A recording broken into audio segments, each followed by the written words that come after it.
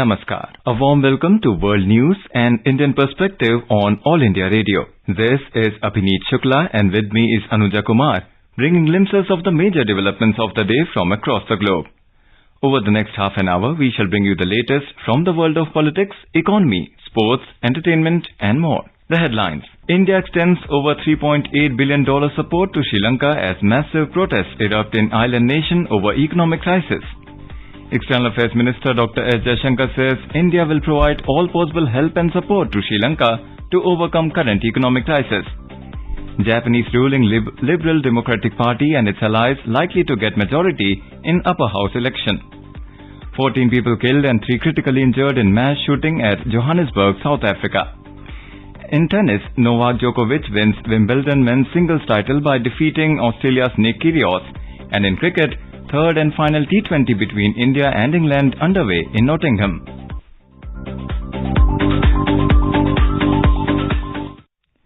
In Sri Lanka, Army Chief General Shavendra Silva today sought people's support to maintain peace as the island nation grapples with an unprecedented economic crisis. 4 ministers have resigned from the cabinet over the last 2 days amid the unrest.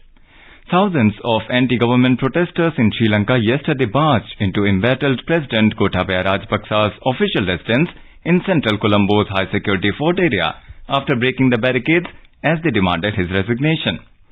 According to an official, Sri Lanka's President Gotabaya Rajapaksa has agreed to resign on Wednesday. Prime Minister Ranil Wickremesinghe has also offered to resign. In the meantime, the International Monetary Fund or IMF said it was closely monitoring the ongoing developments in the cash-starved country and hoped that the political crisis will be resolved soon to allow for the resumption of dialogue on an IMF-supported program. India has extended an unprecedented support of over $3.8 billion this year itself for ameliorating the serious economic situation in Sri Lanka. In response to media queries on the situation in Sri Lanka, External Affairs Media Ministry spokesperson Arindam Bagchi said, India will continue to follow closely the recent developments in Sri Lanka. He said India stands with the people of Sri Lanka as they seek to realize their aspirations for prosperity and progress through democratic means and values. Mr. Bagchi said, India is Sri Lanka's closest neighbor and the two countries share deep civilizational bonds. He said, India is aware of the many challenges that Sri Lanka and its people have been facing and we have stood with the Sri Lankan people as they have tried to overcome this difficult period. External Affairs Minister S. Jaishankar today said that India will provide all possible help and support to Sri Lanka to tide over the current economic crisis in the island nation. He said both India and Sri Lanka share warm bilateral relations. We have been very supportive of Sri Lanka and we are trying to help and we are always very helpful where they are concerned, but they are right now working through their problems, so we have to wait and see. There is no refugee crisis right now. The minister was speaking to media in Thiruvananthapuram today on his arrival for a 3-day visit to Kerala. Mr. Jaishankar will meet BJP workers in the state capital this afternoon. Tomorrow, the minister will interact with beneficiaries of various central schemes and visit the Sri Narayan Gurukulam at Chemapandi on Tuesday. He will participate in a function held at Venganur in connection with the Azadi Ka Amrit Mahotsav. In today's Hotspot section, we bring you a discussion on developments in Sri Lanka. In conversation are G. Parthasarthi, former diplomat, and Manas Pratim Bhuiya, journalist. Ambassador Parthasarthi, Sri Lanka witnessed extraordinary events on Saturday as after a day of Parian violence, the country's 2 senior leaders, President Gotabaya Rajapaksa and Prime Minister Wickremesinghe, have agreed to step down and to pave the way for formation of an all-party government. How do you see the unprecedented events that have taken place in Sri Lanka? Well, I think first of all, we must appreciate the commitment of the people of Sri Lanka to democracy. When democracy was under threat by people who were really lost public confidence, they stood firm. And it is really the public opinion of Sri Lanka which has prevailed over the ruling party. So now it's a question of selecting a new government, and it will take time because you need a consensus.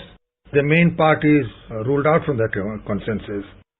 So that will take time, but nevertheless it can and should be achieved. And we should naturally view it positively, because at this point in time, they are suffering immeasurably from the economic breakdown. And that economic breakdown started by wrong administrative decisions.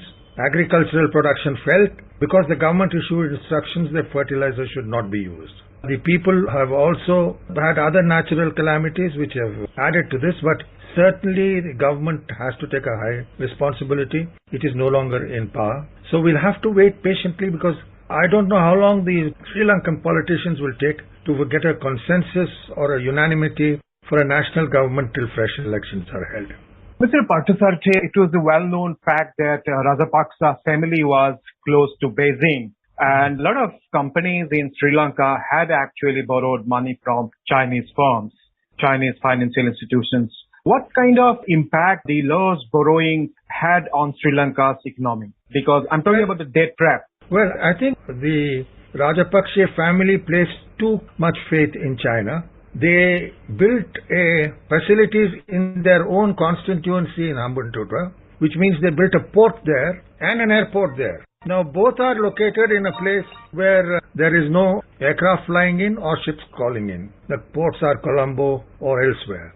So that has been a huge loss. The Chinese, for all practical purposes, administer it. We have our serious concerns, because in the Bay of Bengal, if a Sri Lankan port is being managed by the Chinese and run by the Chinese in the constituency of the President and Prime Minister, we can't ignore it. So that is something we have been objecting for a long time. But in any case, the Chinese do not forgive debts.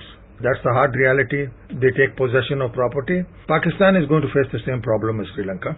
And therefore, the whole Chinese project is stuck up. China has given no assistance thus far to Sri Lanka, any significant proportions for them to meet the challenges. The largest aid giver has been India. We have pledged about $3 billion. Their food requirements, their petroleum requirements, everything have been met from the cooperation which India has extended. And therefore we are just, I think, doing it right. Let the Sri Lankans make up their mind. We are a good neighbor. We will be continuing this assistance and help them to the maximum assistance possible. This is one side of it. The other side of it is, the question is that real assistance can come in only from the IMF and the World Bank, sort of money which Sri Lanka is going to need. And I think when our finance minister was there, she made a bid with the IMF to see this gets expedited. But then the IMF and World Bank proceed rather slowly in finalizing these things, and we can only hope they'll get expedited. But the problems of Sri Lanka are going to continue. Even now, I suppose, we will still have to provide whatever petroleum resources from credits we have given them. We will now have to continue providing medicines and medical assistance that they require. So I think we have a responsibility, and we are fulfilling it as a friendly neighbor. Mr. Parthasarathy, you have been closely watching developments in Sri Lanka. Yesterday, we have seen angry protesters storming President Gotabaya Rajapaksa's official residence and setting President Ranil Wickremesinghe's private house on fire. In culmination of months of agitation over the ongoing economic crisis. What is the short-term and long-term implications of these massive protests for Sri Lanka? Well, look at it this way. I think Mr. Rajapaksa got a good mandate, the Prime Minister, the Gotabaya's younger brother, the President's younger brother, and became Prime Minister. And the fact of the matter is that they did not do well economically. In fact, they took some decisions which were very injurious. They took a decision not to use fertilizer in their agricultural production. Obviously, production fell. And otherwise, normally they should be all right, but not importing as much as they are doing at the moment. And we would have to fill in on that and on, as I said, on petrol, on medicines. These are essentials, but I think the various credits that we have extended, they say, press estimates say about $3 billion. That should help them partially, but they would have to pull up their socks. But certainly, and one does not really know how long it will take to form a coalition government, because these are disparate parties coming together in very difficult times. Ambassador Parthasarathy, India has reacted to the developments in Sri Lanka, reacted a couple of hours back. In its first reaction, India said it stands by the people of Sri Lanka in their aspirations for prosperity and progress through democratic means, values, established institutions, and constitutional framework. So how do you see this reaction by India to the developments in Sri Lanka? You see, in developments like this, democracy sometimes gets short-circuited or bypassed. And what India is suggesting to our Sri Lankan friends is whatever you do, we will support you, but please do so respecting your own democratic values, because past experience has shown that if governments become authoritarian, in such a situation it will be very difficult to manage. And Sri Lanka is in a really, really difficult situation. So yes, the remark is timely, and they know it is coming from a good friend. They know for a fact that the Chinese, for whatever reasons, have not been as forthcoming as in the past. And the World Bank and the IMF seem to be asking for this meeting this condition and that condition, and really rather than give them money soon, they are still working out the details. Mr. Parthasarathy, India has already provided USD 3.8 billion in assistance to Sri Lanka to help it dealing with the crisis in pursuance of its neighborhood first policy. And India has been sending fuel and food supplies to Sri Lanka as well. Do you expect India to just, step up its assistance at a time when Sri Lanka has been actually looking for assistance from neighboring countries as well as international donors and friends? Well, I think the $3.8 billion which you referred to, I don't think they have consumed that much of our total assistance. So we still have provisions. We can supply them medicines. We can perhaps at a pinch supply them some rice if they ask for it. That would really depend on our own domestic needs. But yes, we are the only people now putting in assistance like this. I think the Chinese have now woken up rather late in the day, and some money from the Chinese may come in, but it will come in difficult circumstances. Mr. Parthasarathy, we have seen, in fact, street protests in Sri Lanka for last 6-7 months, and the protesters had been demanding resignation of Gotabaya Rajapaksa as the president of the country. Do you think, in fact, this announcement yesterday that Gotabaya Rajapaksa is stepping down is very late actually? He should have quit from his position long back?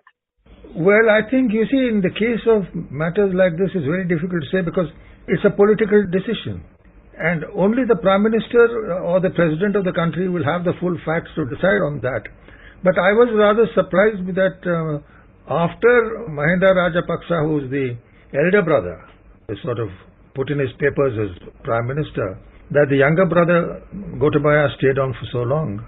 I think there should have been earlier effort at building a government of national unity or national consensus, which is what a nation needs. And I think the Sri Lankan public's behavior has been incredible. I mean, changing an elected government with very powerful rulers who have been very popular for a long time in this manner speaks very loudly of their commitment to democracy. I mean, one more observations we have seen in the media about the Western countries not heeding to a request by Sri Lanka for help. And there have been criticism of the Western powers that they are not actually forthcoming in supporting Sri Lanka when it is drilling under a severe crisis, basically food and energy crisis. So how do you see the criticism? I don't understand their priority. They are pouring in hundreds of millions in Ukraine. It's not very clear, but anyway, they are doing that. And they are not prepared to help a country in such dire need. Where is the question of the West now proclaiming a high moral ground? And I must say, this has really shocked me, people like us who have served in Washington and in other Western capitals. It is disappointing, the Western reaction to these events in Sri Lanka. So, I mean, how this situation will pan out, Ambassador Parthasarathy, from here on in Sri Lanka? In fact, what is your prediction, or in fact, how do you see this situation panning out in the next few months? It's going to be very tight. The essential requirements are three. One is fuel for running around, the other is medicines, and the third is food. We are trying to fill in all three, but there are also limits to the resources we can spare. I mean, we have poured in everything when all these rich countries are sitting back and talking about war and sanctions across Ukraine, instead of dealing with genuine causes of democracy of hunger and economic needs. Instead of doing that, they're into running a war and pouring in money there. I don't know what their priorities are. My last question, Ambassador Parthasarathy, is about overall situation. Do you think the internal instability in Sri Lanka and developments in Sri Lanka will have any impact on the regional security or geopolitics of the region? You see, right now, Sri Lanka is of little use to anyone because of its economic state. I mean, the Chinese, with all their money and hundreds of billions of dollars of foreign exchange reserves, have done nothing. And it's been only they are willing to spend money where there are Chinese projects with Chinese labor. This is true of Chinese projects across. It happens in Africa. They do not utilize local resources or train local resources to become self-reliant. It has to be getting them totally dependent on China. And this is what has happened in Sri Lanka. They've sure built the Hambantota, and that too because it was in the constituency of the Rajapaksas. And it's a port and an airport nobody can use. So the real concern we have is, have they built it for long-term use in the Indian Ocean? It's well positioned for that. Ambassador Parthasarathy, thank you for your overall perspective about crisis in Sri Lanka. Thank you so very much. Thank you very much. Japanese Prime Minister Fumio Kishida's ruling Liberal Democratic Party, LDP, was projected to keep a majority in the upper house with its junior coalition partner in Sunday's election. The widely expected outcome comes 2 days after the fatal shooting of prominent LDP member and power broker, former Premier Shinzo Abe. The LDP and the Komeito party were likely to win between 69 and 83 seats out of the 125 contested in Sunday's vote, according to NHK's exit polls. The final results are not expected until sometime on Monday. Abe, Japan's longest-serving modern leader, was gunned down on Friday during a speech in support of a local candidate in the western city of Nara, a killing the political establishment condemned as an attack on democracy itself. Analysts had predicted Abe's assassination might boost the LDP, led by Kishida and Abe protege. Prime Minister Narendra Modi on Sunday said the meaning of sannyas is to work for the society by rising above oneself and to live for the sake of society. He said that be it Adi Shankaracharya or Swami Vivekananda, the sane tradition of India has always been proclaiming Ek Bharat Shresth Bharat. Addressing the birth centenary celebration of Swami Atmasthananda via video message, Mr. Modi paid his tributes to Swami Atmasthananda by reminiscing the time spent with him. The Prime Minister expressed happiness over the release of a photobiography and documentary to take Swami Atmasthananda's mission to the masses. He congratulated the President of Ramakrishna Mission, Swami Swarnanand Maharaj, for this work. Mr. Modi highlighted that the ideals of Ramakrishna Mission are to work in mission mode to create new institutions and to strengthen the institutions. The Prime Minister remarked that wherever there are such saints, the centers of service to humanity come up on its own. He said that Swami Ramakrishna Paramhans was one such saint who had a clear vision of Ma Kali, who had surrendered his whole being at the feet of Ma Kali. Mr. Modi said everything is pervaded by the consciousness of the Mother, and this consciousness is seen in the Kali Puja of Bengal. Ministry of Skill Development and Entrepreneurship will hold Pradhan Mantri National Apprenticeship Mela tomorrow as part of Prime Minister's Skill India mission. So far, over 1,88,000 applicants have participated in the Apprenticeship Mela, and more than 67,000 apprenticeship offers have been made on the platform as of today.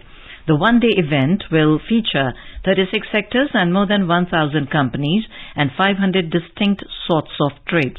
The ministry will host the event at more than 200 locations, giving applicants the opportunity to shape their careers through apprenticeship training.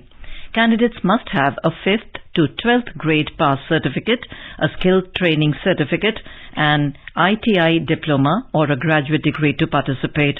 The young and aspiring workforce will be able to choose among 500 plus trades such as welding, electrical work, housekeeping, beauticians, mechanic work and more. Candidates will also earn National Council for Vocational Education and Training recognized certifications, improving their employability after the training. The major purpose of this program is to encourage companies to hire more apprentices while also assisting employers in discovering and developing their potential via training and practical skill sets. This is All India Radio giving you the news. For quick news updates round the clock, follow us on our Twitter at AIR News Alerts. Union Minister of State for Chemicals and Fertilizers Bhagwant Khooba visited the Sabri Ashram at Akat Theatres in Palakkad, Kerala today. The ashram known as Kerala Sabarmati was established by T.R. Krishnaswamy Iyer, a staunch disciple of Mahatma Gandhi in 1923. Mahatma Gandhi himself visited the ashram thrice. The minister paid floral tributes to the portrait of Mahatma Gandhi at the ashram. Addressing a gathering, Bhagwant Khooba called upon people to work towards maintaining peace and harmony in society. He said, Krishnaswamy Iyer fought against untouchability and other social evils that plagued society at that time. NDA presidential candidate Draupadi Murmu arrived in Bengaluru today to seek the support of her candidature in the upcoming presidential election slated to be held on 18th of July. Later, she held a meeting with Karnataka Chief Minister Basavaraj Bommai, former Chief Minister Yediyurappa, Union Minister of Parliamentary Affairs, Coal and Mine Prahlad Joshi, BJP State President Nalin Kumar Katil and the BJP MPs and MLAs from the state. Union Minister of Culture, Tourism and Doner G. Kishan Reddy accompanied the presidential candidate Draupadi Murmu during the visit to Bengaluru. National Investigation Agency NIA has arrested the 7th accused Farhad Mohammad Sheikh in connection with the Udaipur killing case. The case pertains to killing of Kanhaiya Lal in Udaipur, Rajasthan at his shop in Malda Street. The agency said the accused was a close criminal associate of one of the main accused, Riaz Attari. He was also an active part of the conspiracy to kill Kanhaiya Lal. NIA said further investigations in the case are in progress. Very heavy rain has been lashing Maharashtra and Vidarbha region since yesterday, and 9 persons have lost their lives in the last 24 hours in various rain-related incidents. In Wardha district, 2 persons have died due to lightning, while 2 others were drowned in flood. In Gadchiroli, a truck carrying 5 passengers washed away in flood waters in Aheri Taluka. Local authorities have recovered 3 bodies, and search operation is going on for remaining 2 persons.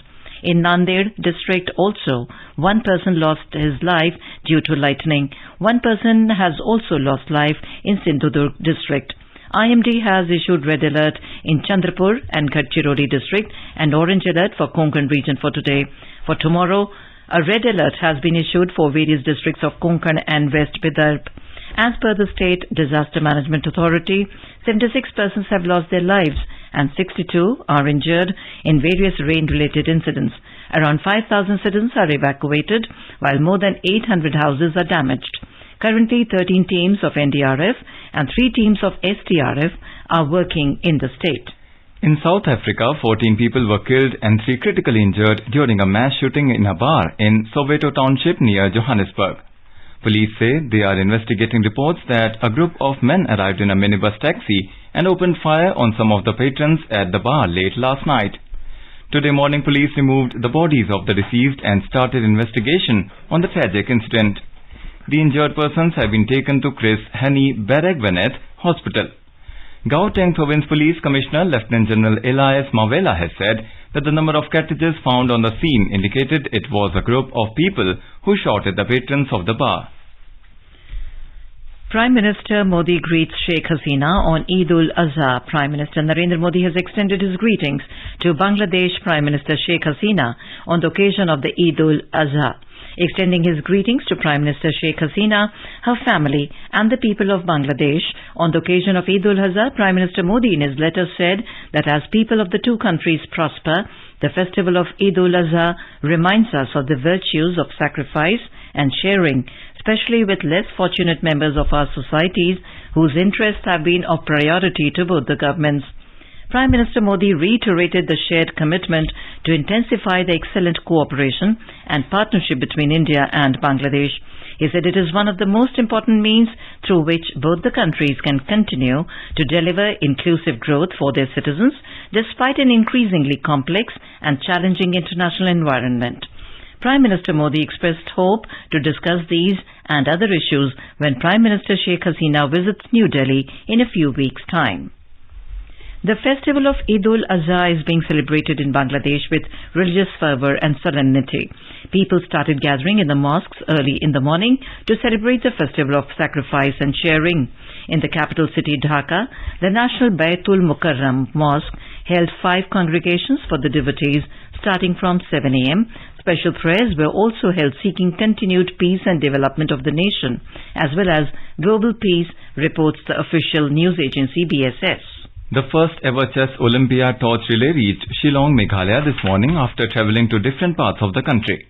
The historic torch relay was launched by Prime Minister of India Shri Narendra Modi at the IG Stadium in New Delhi on 19th of June 2022. As India is celebrating its 75th year of independence, the Chess Olympiad torch is being taken to 75 cities of the country before reaching Chennai, the host city of the 44th FIDE Chess Olympiad from July 28 to August 10, 2022. Grandmaster Sri Mitrabha Guha, who brought the torch, handed it over to the chief guest of the program, Dr. L.R. Bishnoi, DGP Meghalaya at the Sports Authority of India Indoor Stadium, NEHU, Shillong.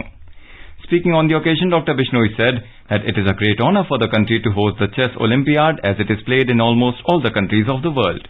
In tennis, Serbian star Novak Djokovic today won Wimbledon 2022 after beating Australia's Nick Kyrgios 4-6, 6-3, 6-4, 7-6 in London. The 35-year-old also became the 4th player in the Open era after Roger Federer, Pete Sampras and Bjorn Borg to win 4 titles in a row. Djokovic has a total of 7 Wimbledon titles, with his last 4 titles coming in 2018, 19, 21 and 2022. It is Djokovic's 21st Grand Slam title overall, putting him one behind record holder Rafael Nadal. Kyrgios was playing in his first Grand Slam final. Kyrgios, who got a walkover in the semi-final after Rafael Nadal pulled out due to an abdominal injury, churned out as many as 27 aces. However, his valiant efforts to get past Djokovic went in vain. Kyrgios was playing in his first Grand Slam final. 17th seed Elina Rybakina of Kazakhstan clinched the women's singles title yesterday. In cricket, England beat India by 17 runs in the third and final T20 international at Trent Bridge in Nottingham today. Chasing a target of 216 runs, India made 198 for loss of 9 wickets in the stipulated 20 overs. For India, Surya Kumar Yadav with 117 runs in 55 balls was the top scorer. For England, Ricky Topley scalped 3 wickets, David Willey and Chris Jordan took 2 wickets each. Now let us take a look at the major developments around the world as reported in the foreign press. The Washington Post writes, at White House, a 14-day struggle to craft a message and policy plan after Roe was overturned. New York Times notes, as nations fear another surge in gas prices, President Biden is seeking a global price cap on Russian oil. The Wall Street Journal writes, Sri Lankan president to resign as protesters storm residence. Financial Times writes, investors pull $50 billion from emerging market bond funds in 2022. South China Morning Post reports China's top court orders crack down amid public outcry over attack on women. A quick look at the headlines once again. India extends over $3.8 billion support to Sri Lanka as massive protests erupt in island nation over economic crisis. External Affairs Minister Dr. S. Jaishankar says India will provide all possible help and support to Sri Lanka to overcome current economic crisis.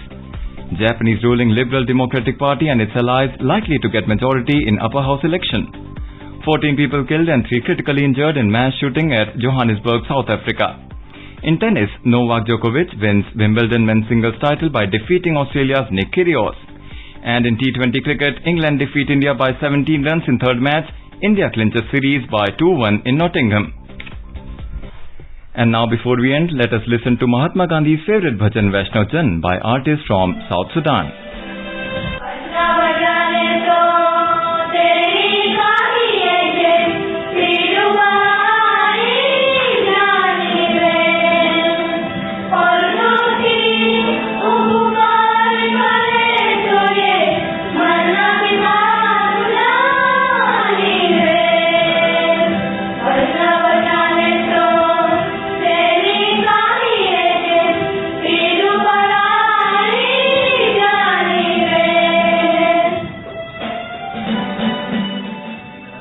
And with that, we end this bulletin. We'll be back at the same time tomorrow with the next edition of World News.